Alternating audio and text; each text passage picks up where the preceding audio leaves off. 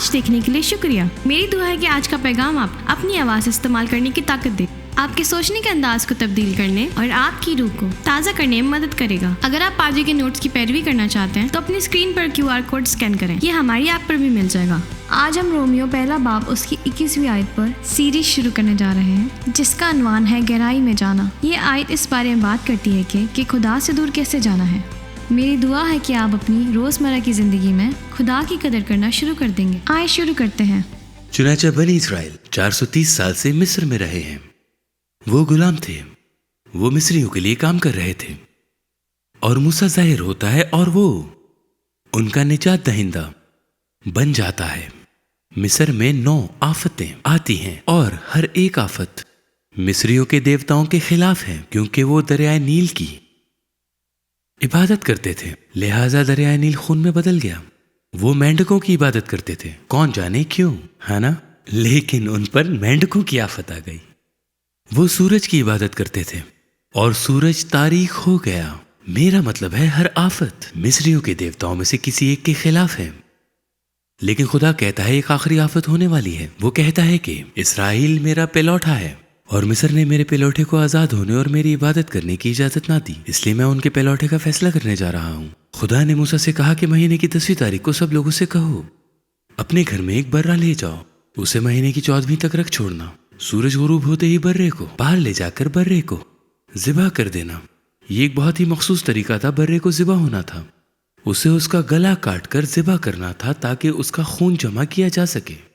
اور پھر اس نے کہا کہ وہ خون لے لو اور زوفے کا ایک گچھا لے لو، جو واقعی دنیا کے اس حصے میں ایک بہت عام پودا ہے۔ اپنے گھر کے سامنے کھڑے ہو کر زوفے کو خون میں ڈبونا اور دروازے کے دونوں بازوؤں پر اس خون کو اچھے طرح سے لگا دینا۔ اور خدا نے یہ بیان دیا، اس نے کہا کیونکہ خدا مصریوں کو مارتا ہوا گزرے گا، اور جب خداوند اوپر کی چوکھٹ اور دروازے کے دونوں بازوؤں پر خون دیکھے گا تو وہ اس دروازے کو چھوڑ جائے گا اور ہلاک کرنے والے کو، شیطان کو، تم کو مارنے کے لیے گھر کے اندر آنے نہ دے گا۔ جہاں بھی خون تھا خدا نے کہا میں تباہ کرنے والوں کو نہیں آنے دوں گا۔ اب ظاہری سی بات ہے کہ فسح کا برہ یسوع کی قسم ہے۔ نئے عہد نامے میں یہ لکھا ہے کہ یسوع ہمارا فسح کا برہ ہمارے لیے قربان کیا گیا تھا، اور انہوں نے اس خون کو دروازے پر لگا دیا اور انہوں نے زوفے کے ساتھ کیا۔ یقیناً آج بھی ہم خون سے، یسوع کے خون سے ہی آزاد ہیں۔ مکاشفہ 12واں باب اس کی 11ویں آیت، اور وہ ہم ہیں اس پر غالب آئے، مطلب شیطان پر، برہ کے خون اور اپنی گواہی کے کلام کے باعث۔ انہوں نے زوفے کے ساتھ خون لگایا، لیکن ہم اپنی زبان سے خون لگاتے ہیں، ہے نا؟ ہم اپنی گواہی سے خون لگاتے ہیں۔ ہم گواہی دینے لگ گئے کہ ہم یسوع کے خون سے خریدے گئے ہیں۔ اب یسوع کا خون کلوری پر زمین میں نہیں گیا تھا۔ بائبل عبرانیوں 9ویں باب میں یہ کہتی ہے، لیکن جب مسیح آئندہ کی اچھی چیزوں کا سردار کاہن ہو کر آیا تو اس بزرگ تر اور کامل تر خیمہ کی راہ سے جو ہاتھوں سے بنا ہوا، یعنی اس دنیا کا نہیں۔ عہد نامہ قدیم میں بنی اسرائیل کے پاس ایک خیمہ تھا، اور سال میں ایک بار پادری خون کے ساتھ داخل ہوتا تھا اور اسے اس خیمے میں موجود رحمت کے تخت پر ڈالتا تھا، اور اس نے لوگوں کے لیے 1 سال کے لیے معافی حاصل کی تھی۔ اور واقعی عبرانی لفظ آپ کو بتائے گا کہ ان کے گناہوں پر پردہ ڈال دیا گیا تھا۔ گناہ ختم نہیں ہوئے تھے، ان پر پردہ ڈال دیا گیا تھا۔ لیکن یسوع زیادہ کامل خیمے میں گیا تھا، وہ آسمان کے خیمے میں گیا تھا، بکریوں اور بچھڑوں کے خون سے نہیں بلکہ اپنے خون سے۔ وہ پاک مقام میں ایک ہی بار داخل ہوگا، کیونکہ یسوع کا خون وہ کر سکتا تھا جو بچھڑوں اور بیلوں کا خون کبھی نہیں کر سکتا تھا، جو گناہ کو دور کرتا تھا اور ابدی خلاصی کرائی۔ یہ سب ممکن ہوا یسوع کے خون سے۔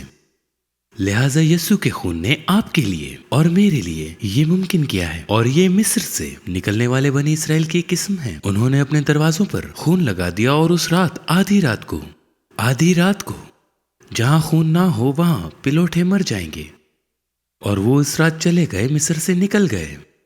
اب آپ کے لیے اور میرے لیے جو بائبل ہمیں بتاتی ہے، کلسیوں پہلے باب میں لکھا ہے، اور باپ کا شکر کرتے رہو جس نے ہم کو اس لائق کیا کہ نور میں مقدسوں کے ساتھ میراث کا حصہ پائیں۔ اب غور کریں کہ خدا نے آپ کو لائق بنایا، آپ خود کو لائق نہیں بناتے۔ دوسرے لفظوں میں آپ اپنے عظیم کاموں یا اپنے اچھے کاموں کی وجہ سے خدا کے خاندان کا حصہ نہیں بنتے، اور جو کچھ آپ نے کیا ہے اس کی وجہ سے آپ کو میراث نہیں ملتی۔ خدا باپ آپ کو لائق بناتا ہے، اور اس نے ہمیں اندھیرے کی طاقت سے نجات دلائی، اور اس نے ہمیں اپنے پیارے بیٹے کی بادشاہی میں پہنچایا یا منتقل کیا۔ یہ سب یسوع سے ہی ممکن ہے۔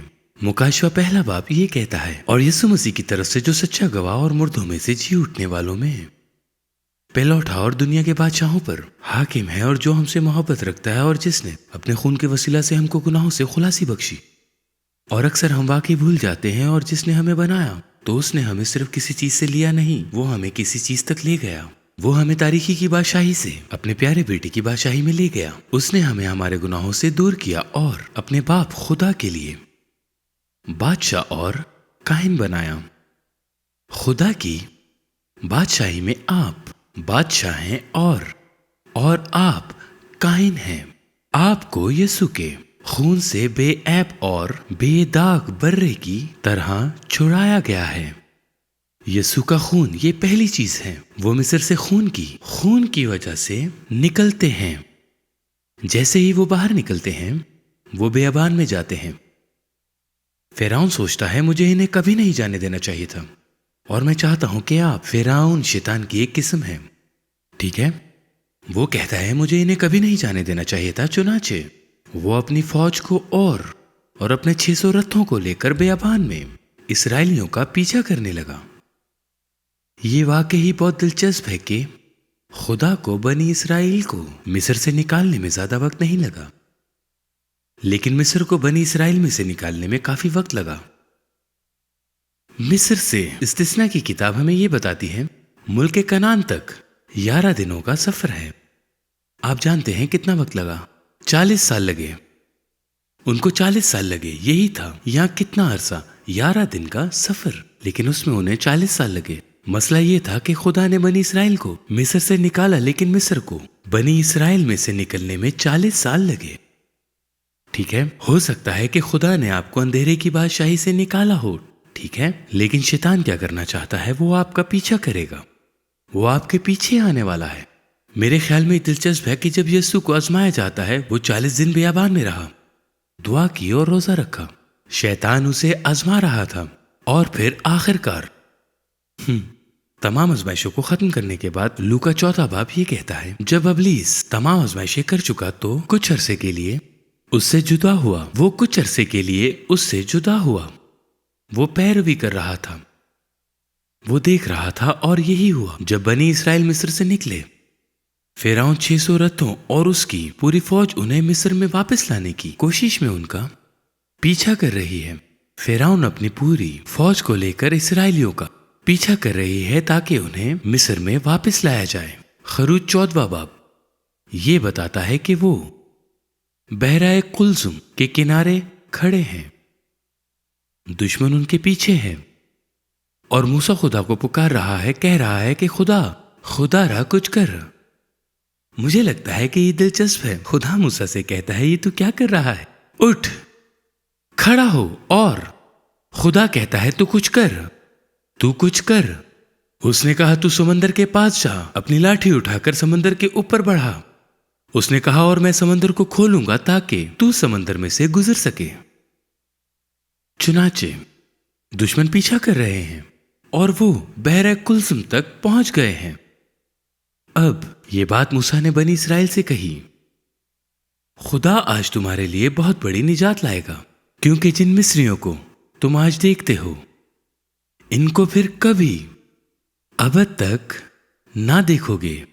حد بندی کی ایک لکیر ہو جائے گی جہاں شیطان کو آپ کا پیچھا کرنے کا کوئی حق نہیں ہوگا، آپ کے پیچھے آنے کا کوئی حق نہیں ہوگا۔ اور کیا ہوا؟ خدا سمندر کو کھولتا ہے اور وہ سمندر سے گزرتے ہیں، موسیٰ کے پاس بپتسمہ لیتے ہیں۔ ہم نے موسیٰ میں بپتسمہ نہیں لیا، لیکن ہم نے یسوع میں بپتسمہ لیا ہے۔ اس سے کہیں زیادہ اہم ہے۔ لیکن عہد نامہ قدیم میں بھی حد بندی کی ایک لکیر تھی۔ انہوں نے کہا دیکھو تمہارے دشمن ان کو پھر کبھی ابد تک نہ دیکھو گے۔ جب آپ بپتسمہ لیتے ہیں تو آپ یہی کہتے ہیں، آپ کہتے ہیں वो बूढ़ा आदमी जो मैं था मर गया है। आप जानते हैं कि मुर्दा लोगों के साथ क्या करते हैं? हम उनको दफन कर देते हैं और आप जब उस पानी में जाते हैं तो कहते हैं वो पुराना शख्स जो था वो मर गया है और मैं अब एक नए शख्स के तौर पर सामने आने वाला हूं। दर हकीकत बाइबल कहती है कि जिस तरह यीशु मसीह मुर्दों में से नई जिंदगी में जीने के लिए जी उठा, इसी तरह हम भी जब बपतिस्मा लेते हैं तो हम कहते हैं कि जैसे यीशु जिंदगी के नएपन में आया, मेरी जिंदगी पर भी खुदा की कुदरत है एक नई और मुख्तलिफ जिंदगी गुजारने के लिए। ये हदबंदी की एक लकीर है। मैं ऐसे मसीहियों को जानता हूँ जो कई दहाइयों से बचाए गए हैं और अपनी जिंदगी में कुछ चीजों से आजाद नहीं हो सके, लेकिन फिर वो पानी से बपतिस्मा लेते हैं और ये हदबंदी की एक लकीर है और आजादी मिलती है। मैं इस तरह से कहना चाहता हूं, बपतिस्मे का पानी पूरे मगरबी मिशिगन में सबसे गंदा पानी है, क्योंकि वहां हर किस्म की लत है, नफरत है, नस्ल परस्ती है, तासुब है, शराब नोशी है, कोकेन और हेरोइन की लत है और न जाने कितने ड्रग्स और फहाश निगारी और इस तरह का सब कुछ। लेकिन क्या आप जानते हो, आप उसे बपतिस्मे के पानी में छोड़ देते हैं। देखो, कुछ लोगों का ख्याल है कि वो सिर्फ एक खाली तकरीब है। ये कोई खाली तकरीब नहीं है।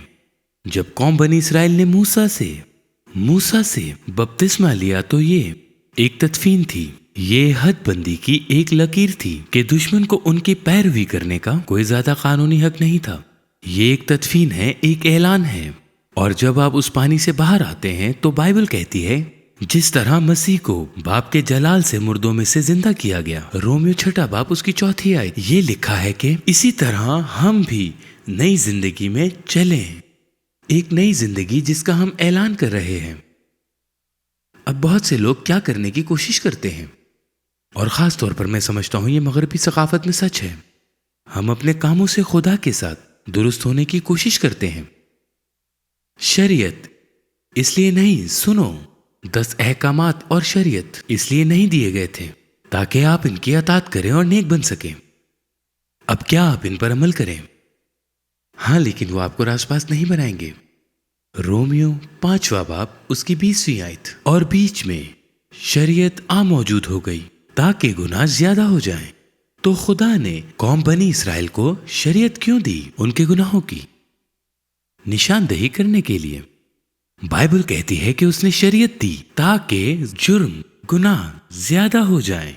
तो आपको आखिरकार पता चल जाएगा मैं गलत हूं, मुझे मदद की जरूरत है, मैं ये काम खुद नहीं कर सकता। लेकिन फिर भी बहुत सारे लोग अपने कामों से खुदा के साथ दुरुस्त होने की कोशिश कर रहे हैं। रोमियो 3 बाब उसकी 20वीं आयत, क्योंकि शरीयत के अमाल से कोई भी बशर उसके हुजूर रासपास नहीं ठहराएगा, इसलिए शरीयत के वसीला से तो गुनाह की ही पहचान होती है। शरीयत इसलिए दी गई ताकि आपको मालूम हो जाए कि आप एक गुनाहगार हैं और कोई भी नहीं, बिली ग्रैम भी नहीं, मदर टेरेसा भी नहीं।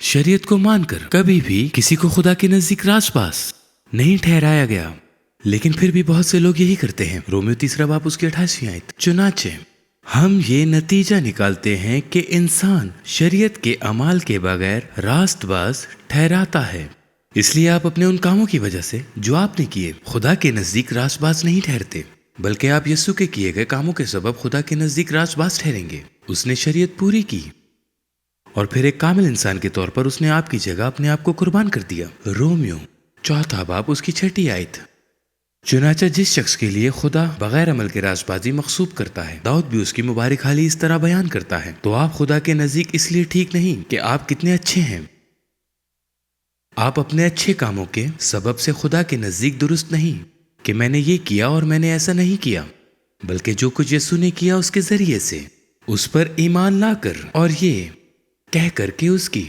मौत ने मेरे गुनाहों की कीमत अदा कर दी और मैं उसकी मौत से अपनी शिनाख्त करता हूं। और बाइबल कहती है आपको बपतिस्मे में उसके साथ दफन किया जाता है, और जब आप पानी से बाहर आते हैं तो आप उसके साथ उठाए जाते हैं। इफ्सियों में आगे लिखा है कि और हर तरह की हुकूमत और इख्तियार और कुदरत और रियासत और हर एक नाम से बहुत बुलंद किया, जो ना सिर्फ इस जहान में बल्कि आने वाले जहान में भी किया जाएगा, इस जहान में भी और अब्दियत में भी बुलंद किया जाएगा। लिहाजा पानी का बपतिस्मा सिर्फ मुर्दा रस्म नहीं है।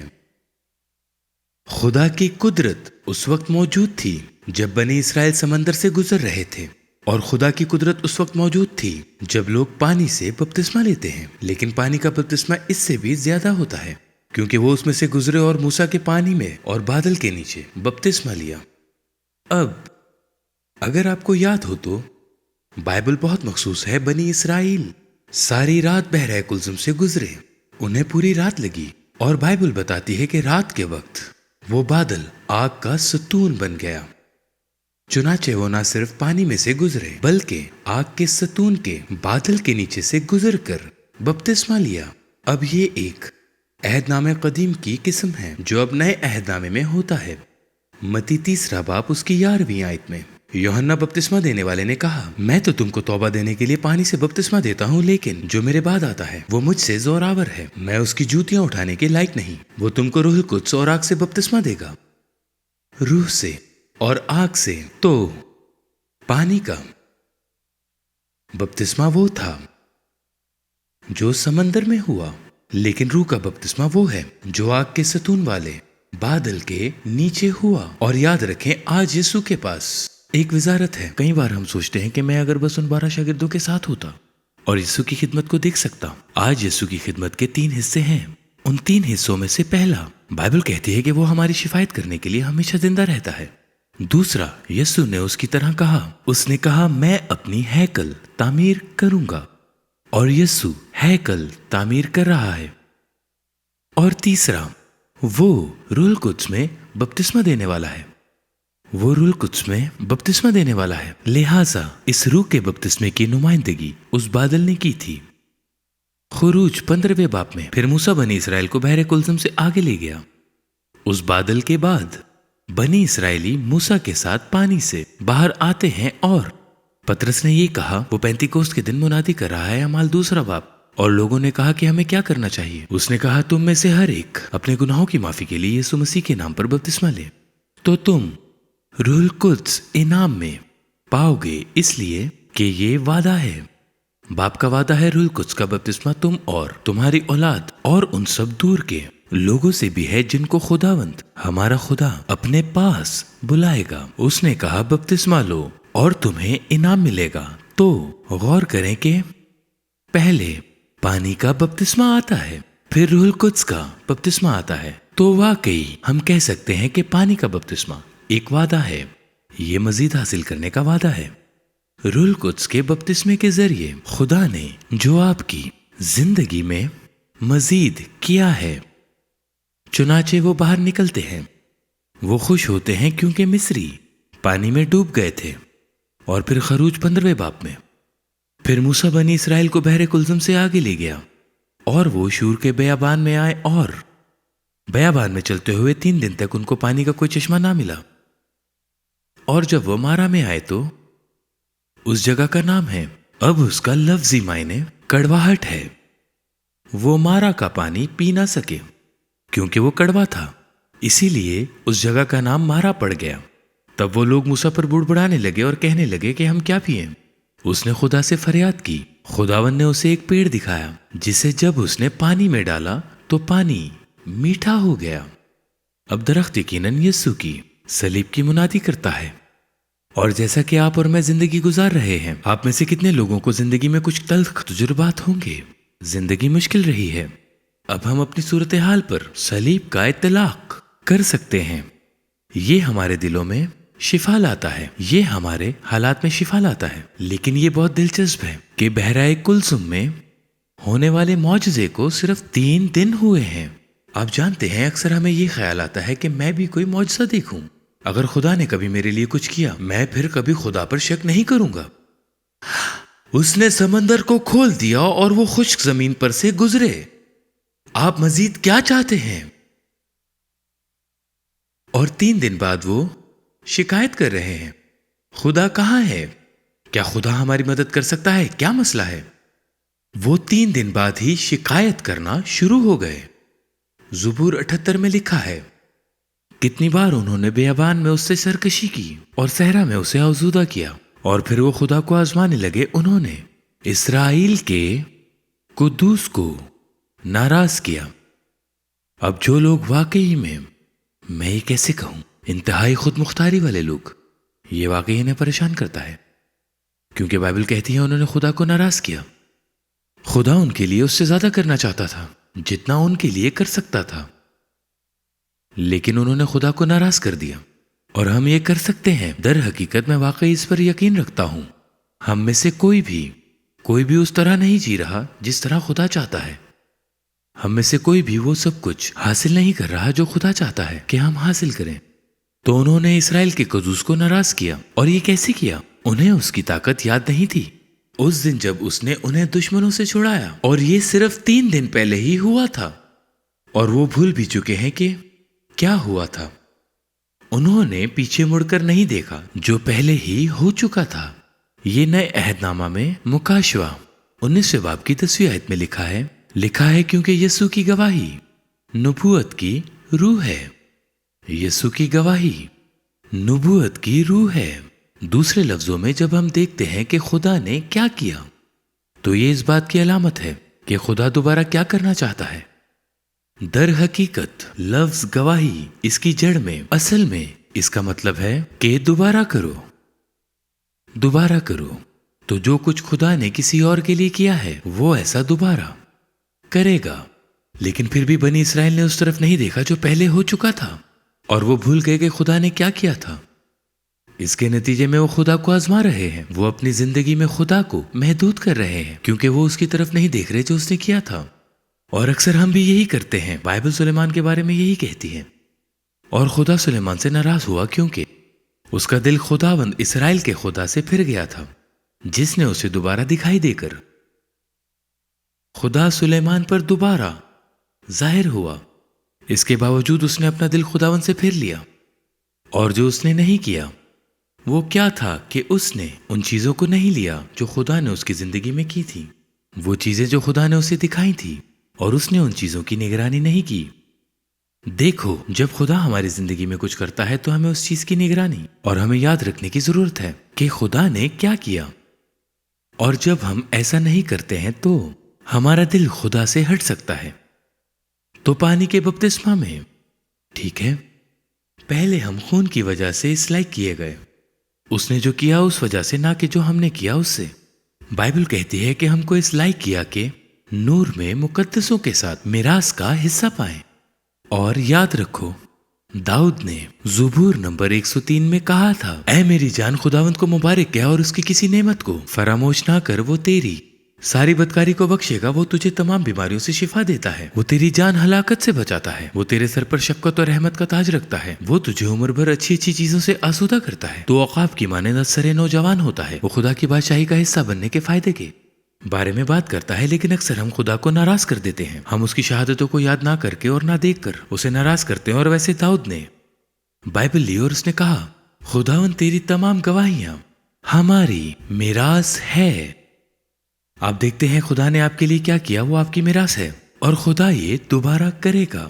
لیکن ہم خدا کو ناراض کرتے ہیں، ہم اسے ناراض کرتے ہیں کیونکہ ہم اس پر نظر نہیں ڈالتے کہ اس نے کیا کیا ہے۔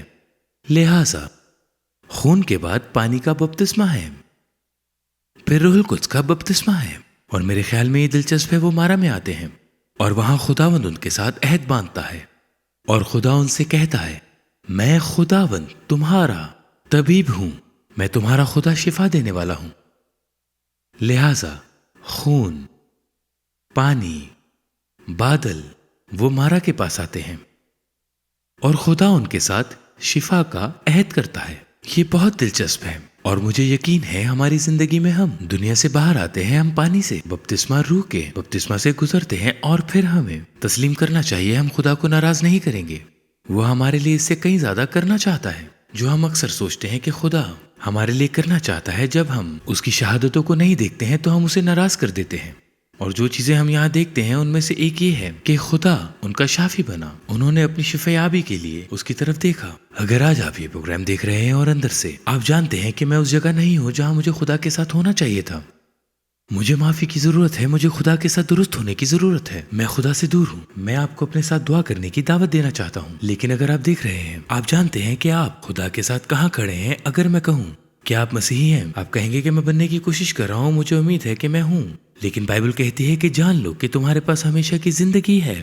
آپ کو یہ معلوم ہونا چاہیے کہ آپ کو معاف کر دیا گیا ہے، آپ خدا کے ساتھ ٹھیک ہیں، آپ جنت کے راستے پر ہیں، اور اگر آپ کو یہ یقینی طور پر معلوم نہیں ہے تو آپ خدا کے ساتھ وہاں نہیں ہیں جہاں آپ کو ہونا چاہیے۔ میں آپ کو دعا کی دعوت دینا چاہتا ہوں۔ آپ خدا سے دور ہیں، آپ نہیں جانتے آپ خدا کے ساتھ کہاں کھڑے ہیں۔ آپ میرے ساتھ یہ دعا دل سے کرو، بس کہو، اے خدا، میں ایمان رکھتا ہوں کہ یسوع صلیب پر مرا، میں ایمان رکھتا ہوں یسوع کے خون نے میرے گناہوں کی قیمت ادا کی، مجھے یقین ہے وہ دوبارہ جی اٹھا، اور میں اسے اپنا سارا دل اور اپنی ساری زندگی دیتا ہوں۔ میں مزید اپنے لیے نہیں جیوں گا، میں ہر روز یسوع کے لیے زندہ رہوں گا۔ میں تیرا شکر ادا کرتا ہوں کہ تو نے میری دعا سنی، کہ تو نے مجھے معاف کر دیا ہے۔ میں تیرے خاندان کا حصہ ہوں، تیری بادشاہی کا ایک حصہ ہوں، جنت کے راستے پر ہوں، یسوع کے نام میں، آمین۔ اگر آپ نے دل سے یہ دعا مانگی ہے تو خدا نے آپ کی دعا کو سنا ہے اور آپ کو خدا ان کے نزدیک معاف کیا گیا ہے۔ یہ خدا کی بادشاہی کا پہلا قدم ہے۔ اب آپ کو روحانی طور پر بڑھتے رہنے کی ضرورت ہے۔ اس میں مدد کے لیے میں نے ایک چھوٹی سی کتاب لکھی ہے جو کہ اہم نقطوں سے بھری ہوئی ہے تاکہ آپ کو خدا کے ساتھ چلنے میں مدد ہو۔ اب ہم آپ کو یہ مفت دینا چاہتے ہیں۔